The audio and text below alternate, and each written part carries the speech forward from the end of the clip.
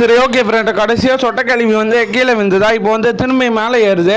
சரி, பெரிய வீராப்பா அப்படி அப்படியே குஞ்சு கிஞ்சி அப்படியே மேலே ஏறிடுச்சு.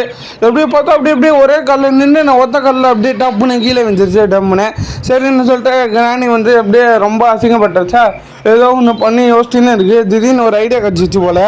என்ன ஐடியான்னு வர தரல. அந்த ஒரு கம்பத்தை ஐஸ்கிரீம் நின்று பாருங்க, அவன் மெடிடேஷனு அவனை சுரண்டி விடுது.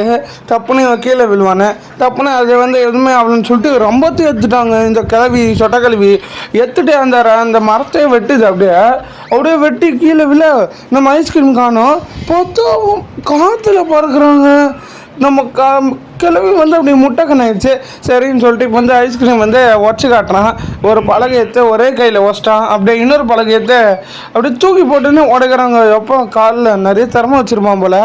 இன்னொன்று எப்படி உடைக்க போகிறான்னு தெரில. சரி, ஓகே. இப்போ அப்படி போய் மண்டையிலே வச்சிட்டாங்க. இப்போ வந்து கிளவி அப்படியே வாய் பழந்துன்னே பார்க்குது. சரி, இந்த கட்டையான்னு சொல்லிட்டு எப்படியாவது நம்மளும் அடிக்கணும், கெத்து காட்டணும்னு சொல்லி கையை அப்படியே 1 2 3 டப்புன்னு வச்சுது பாருங்க. ஐயோ, கை அப்படியே வீங்கிடுச்சு.